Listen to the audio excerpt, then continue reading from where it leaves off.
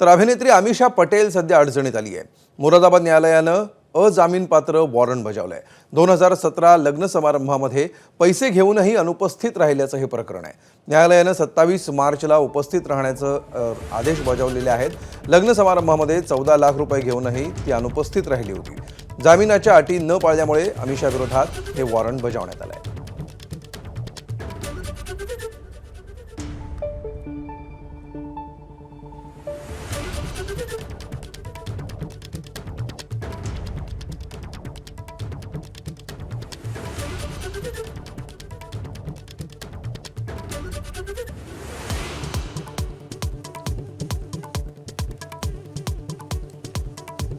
अजित पवारांच्या अपघातग्रस्त विमानातील ब्लॅक बॉक्स परदेशात पाठवण्याची शक्यता।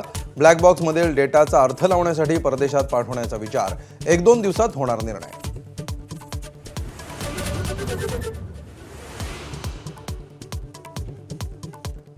अजित पवारांच्या विमान अपघाताची रोहित पवार खासगी गुप्तचर संस्थांकडूनही चौकशी करणार। रोहित पवारांनी दिला माहितीला दुजोरा। भाजपचे अमित साटम म्हणाले, सरकारी संस्थांवर विश्वास ठेवा।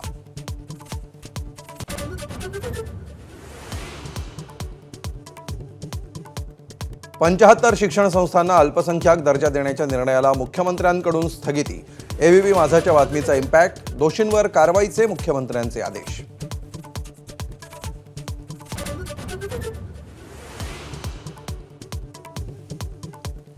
राज्याच्या अर्थसंकल्पात शेतकऱ्यांसाठी कर्जमाफी जाहीर होण्याची शक्यता।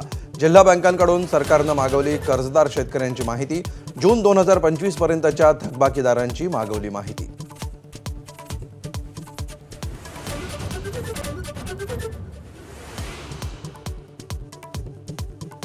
अब्दुल सत्तारांच्या नागेश्वर मंदिर दर्शनावरून वाद। काही तरुणांनी मंदिरात शिंपडलं गोमूत्र।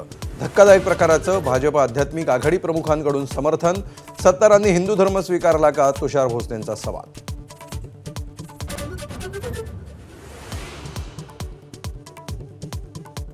माणिकराव कोकाटेंवर मंत्रिपद किंवा लाभाचं पद स्वीकारण्यावरची मनाई सुप्रीम कोर्टातही कायम। एका आठवड्यानं पुन्हा होणार सुनावणी।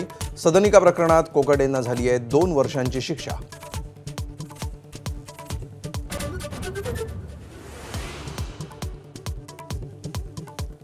दिग्दर्शक रोहित शेट्टीच्या घरावर गोळीबार करणाऱ्या 4 जणांना अटक। मुंबई पोलिसांची राजस्थानात कारवाई।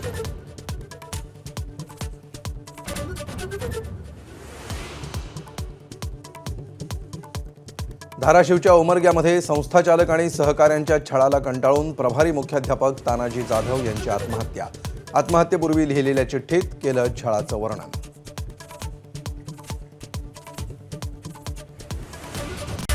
Headlines brought to you by Chitale Bandhu. ABP माझा, उघडा डोळे बघा नीट।